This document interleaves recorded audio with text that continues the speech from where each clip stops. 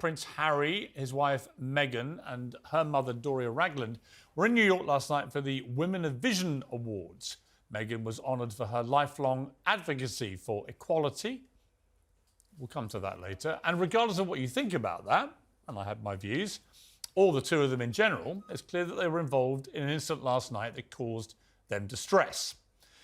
But just how much went down last night and what exactly happened is now becoming a contentious issue. The couple say they were involved in a, quote, near catastrophic, close quotes, 2-hour car chase at the hands of paparazzi in Manhattan from 10 o'clock to midnight. Sources close to them say they were followed by half a dozen blacked-out vehicles which mounted pavements and skipped red lights. Tonight, The Times reports that Harry told friends it's the closest he's ever felt to understanding what happened to his mother, Princess Diana. A couple for the spokesman for the couple said last night the Duke and Duchess of Sussex and Miss Ragland were involved in a near catastrophic car chase at the hands of a ring of highly aggressive paparazzi. This relentless pursuit lasting 2 hours resulted in multiple near collisions involving other drivers on the road, pedestrians and 2 NYPD officers. While being a public figure comes with a level of interest from the public, it should never come at the cost of anyone's safety. But by contrast, the New York Police Department's statement was, well, it was singularly less dramatic. On Wednesday evening, they said, May 16th, the NYPD assisted a private security team protecting the Duke and Duchess of Sussex. There were numerous photographers that made their transport challenging. The Duke and Duchess of Sussex arrived at their destination and there were no reported collisions, summonses, injuries or arrests in that regard. And then the taxi driver, who at one stage transported the couple for about 10 minutes, has now told the Washington Post he wouldn't call the incident a chase and said he felt safe during the ride. Recollections, as the late Queen once said, appear to be varying.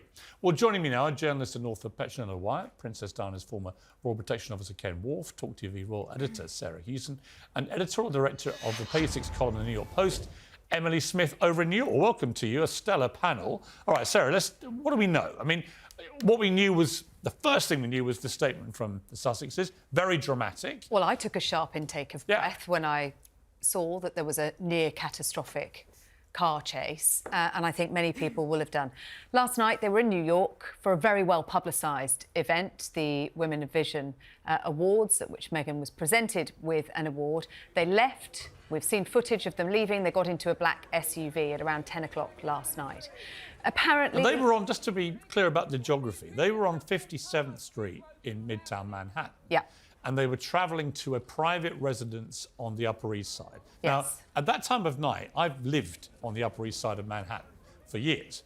That's a 5-10 minute journey. So what is baffling me is how this ends up taking 2 hours. Well, wait one second, let's just get started. They drove up and down FDR for an hour and a quarter, apparently, trying to evade the photographers. They were staying at an address on the Upper East Side that had been lent to them by friends. They didn't want them to know. I mean, my question now is who were they staying with and didn't want us to know where they were. So trying to evade those photographers, they then ended up at a police station on the 19th precinct where they changed vehicles and they got into a taxi. And as you said, the taxi driver who picked them up, quite extraordinarily, said he was hailed and asked, do you want a fare? And he took them for 10 minutes. He said they seemed scared. He said there were 2 cars in pursuit at that stage. He didn't feel it was a chase. No. And weirdly, he goes off for 10 minutes over a few blocks and then he comes back to where he picked them up.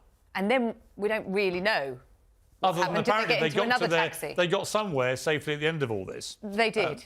So we've got a map. This is a map of Manhattan there. And you see the southern tip of Central Park is pretty much where they were at this event, getting an award.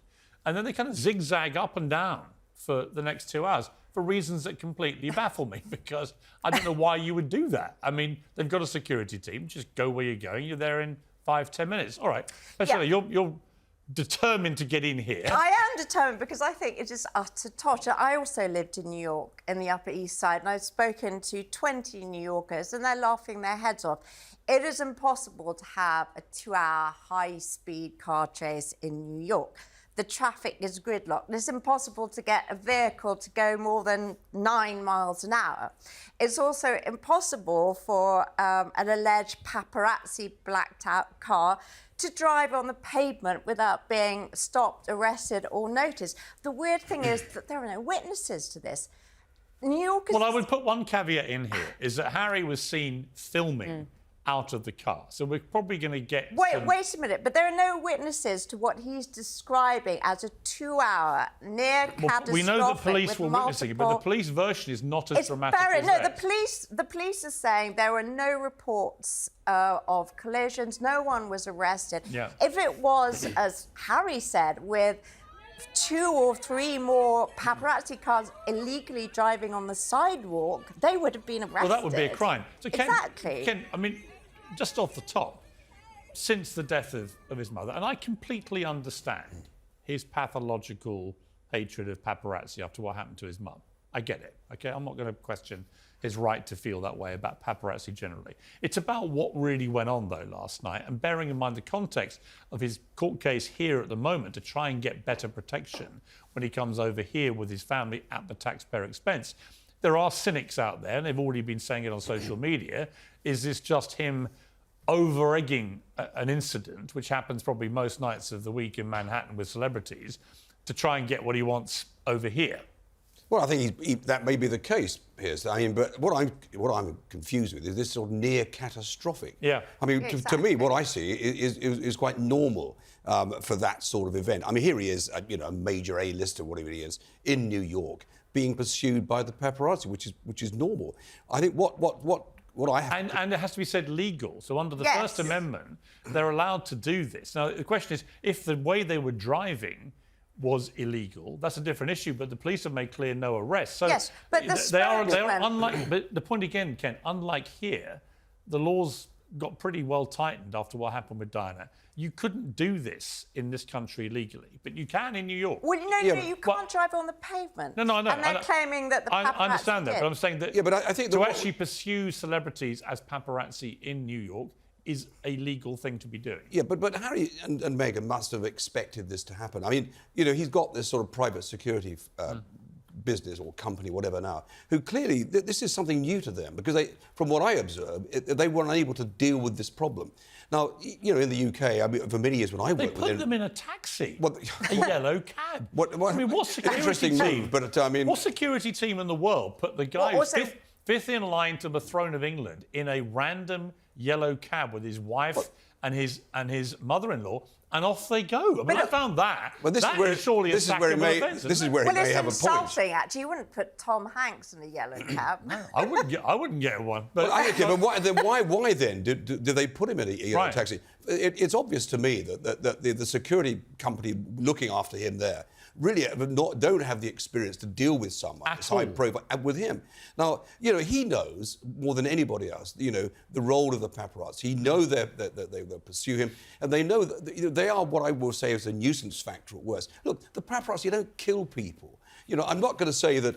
We know what the judgment was in the case of Diana's inquest, where Scott Baker said that she died as a result of a driver over the drink drive limit and a contributing factor of the pursuing paparazzi. But they actually don't kill people. Look, I've got to be very careful what I say here, but, all the years that I looked after Diana and other members of the royal family, never once did we find a problem with the paparazzi. Yes, they're a nuisance factor, but they have to be dealt with. Well, what happened here is they didn't get dealt with. But let me bring in Emily just quickly here. Emily, I think the issue is in New York, the paparazzi can be pretty full on. I've seen them. They've done it to me, right, which I was actually quite pleased about. But, you go to LA, you go to New York, or even some other cities in America, they can be much more aggressive than anything you get over here now. And that's what made me chuckle when I heard they were leaving the dreadful intrusive media in the UK to go to Hollywood and go to New York all the time, because it's like, trust me, if you think you're going to get an easier time there from the media, forget it. You're not. And, what's happening today is their story is just completely unravelling. The police are now saying it wasn't 2 hours, it was an hour. And they drove around New York, and Piers, that, you could walk faster than you can drive around New York at that time of night. And why on earth did they put them in a yellow cab? Yeah. It's just beyond belief. I mean, no security team would put them in a yellow cab. And also, we know that they've got a lot of, friends in hotels in New York. I mean, they could have just driven to the Carlisle, walked in the front entrance, and said, "Can we stay here for an hour or whatever," and then go when the paps had left.